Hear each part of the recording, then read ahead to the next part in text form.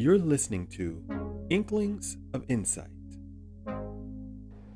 To this experiment that he references on page 83, the monkey experiment. Do you remember that one? The monkey experiment, yeah. Yeah. I mean, he's got a couple of experiments that we can get into.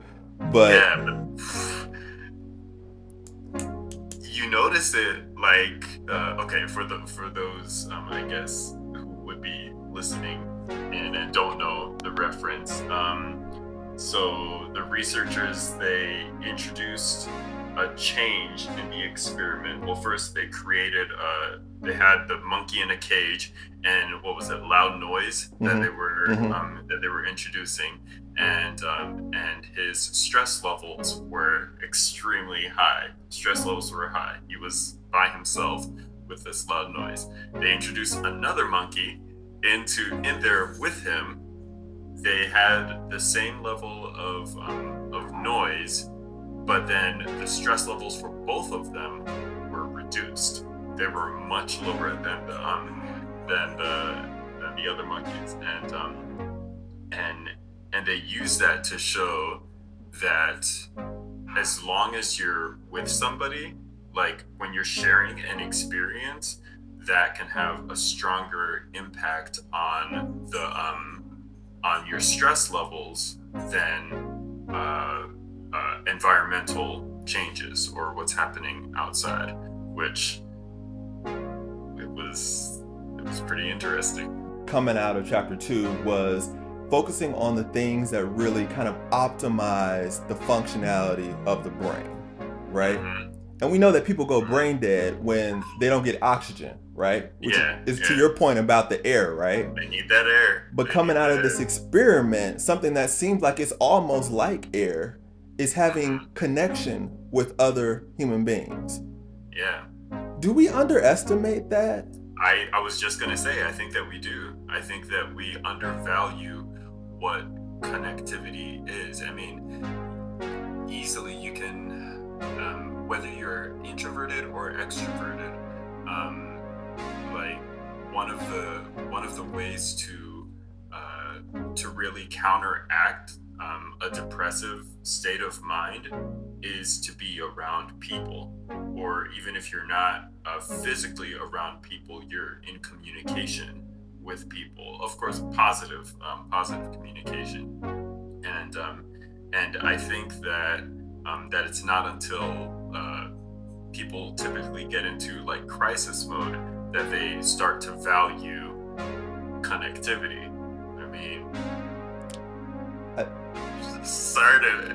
don't mean to be that guy that brings up COVID, but like an example there, people didn't realize how significant being together was until there was a situation where they had to be apart. So yeah, I do think that it's undervalued. I'm so glad that you went to introvert and extrovert, because that's exactly where I was going to go. I think that we underestimate, and I think introverts in particular underestimate it. Because I think introverts, and I can speak to this because I'm an introvert. I can be, I can kind of go in and out of both of them, but I know in my heart of heart, I'm an introvert.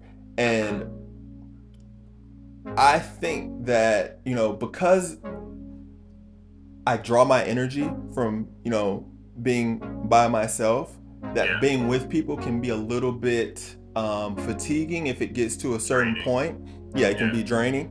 And so I think sometimes introverts in particular can associate that drainage with a lack of importance, or because people drain me, I don't need to be as connected to them.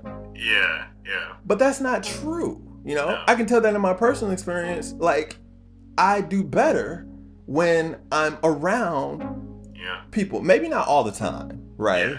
But in moderation. Yeah, exactly. And I think some people, introverts in particular, can wait till a crisis, like you said, and they wake up and they realize, oh man, things are really bad, or somebody tells them, what's going on with you, right? And they realize that they've just kind of blocked themselves off.